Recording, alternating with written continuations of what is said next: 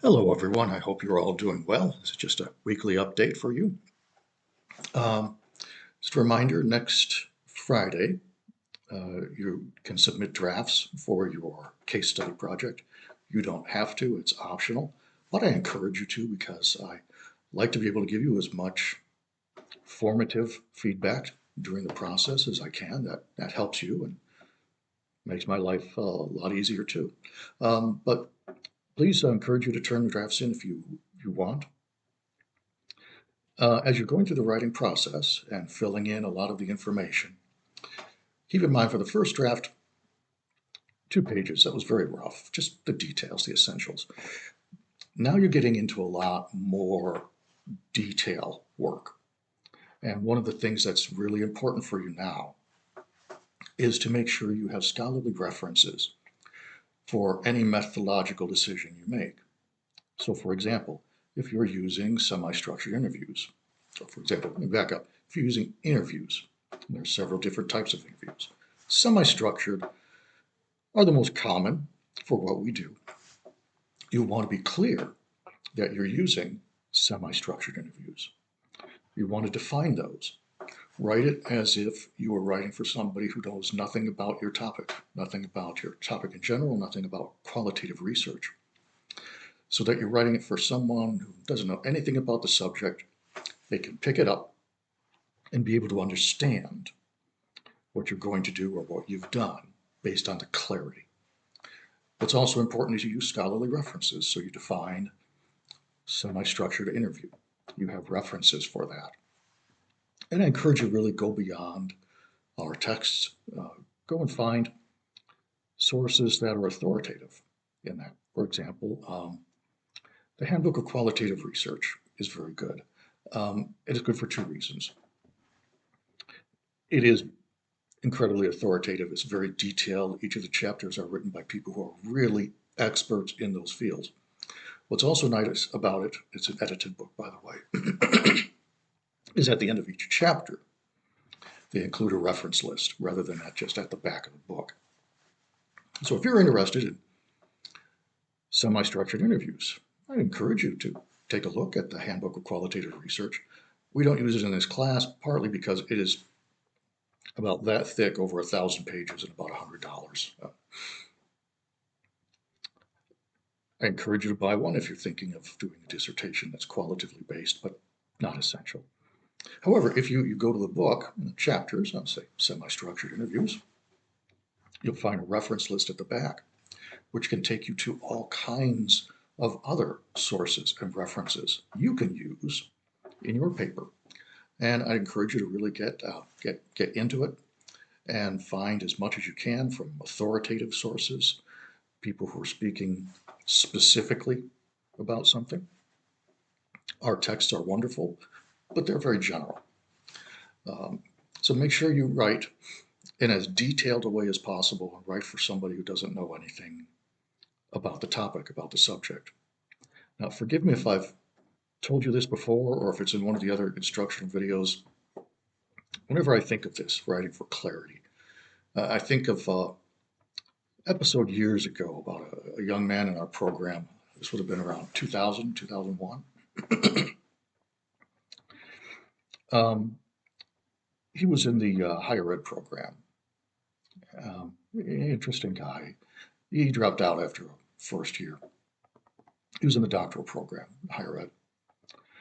And a good friend of mine, faculty member at the time, Brent Shada, was his advisor. Dr. Shada was an outstanding advisor. When he met a new student as an advisee, he would sit down with them to prepare their plan of studies. And for the PhD, I think they phased out the EDT for the most part. We still offer it, but PhD is something else.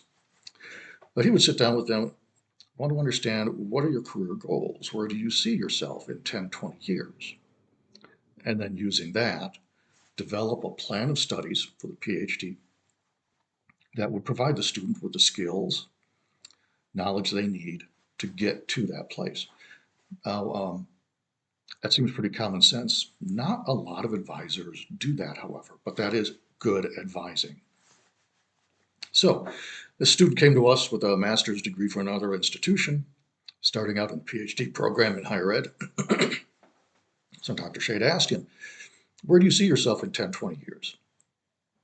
And his response was, well, I'm not sure. I'm not even sure I'm going to stick around with the doctoral program, but for now it beats flipping burgers. So after which he was commonly known by the name Burger Boy. So I'm telling you this for a reason. About that same time, I was an assistant professor, pretty young, had a lot more hair than I do now, and I could easily be mistaken for a student. I was probably 34 years old. Now, this was in the previous building when the College of Education was located on the central admin building. Part of the first floor, most of the second floor, all of the third floor. At the time, I didn't have a printer in my office, so if I wanted to print something, I'd go across the hall of my office to the grad student computer lab where there was a printer. So I was in there one day waiting for something to print, and I noticed Burger Boy talking with someone. He was talking with this guy. You ever see those big bald guys? I mean, just look tough, muscular, that kind of guys you just don't want to mess with. That's who Burger Boy was talking to. And Burger Boy turned to the guy and he said to him, are you in counseling? Now, I think what he meant to say was, are you in the counselor education program? But that's not what he said. So, big mean looking bald guy turned to him and said, why? Do I look like I need counseling? That is why we want to try and be very precise in our use of language. The higher the level of ambiguity in what you write, the more likely it is to be misunderstood or interpreted differently from your original intent. So you want to write in as detailed and as clear a way as possible, so there will be a minimal chance as possible for the reader to misinterpret what you're writing. That's really essential. And this is something that you're going to be told at the dissertation stage. So get used to doing so now.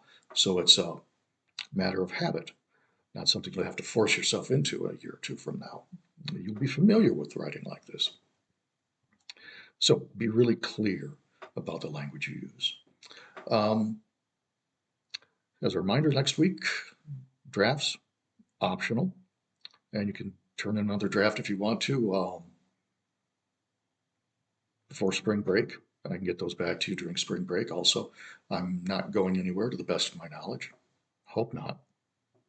I think that's about all I wanted to talk about for now. If you have any questions, please reach out to me. I'm always glad to speak with you and preferably meet on campus. If there's anything between now and next week, I'll send you another video. But that's it for this week. Have a good week, everyone, and I will be in touch. Bye for now.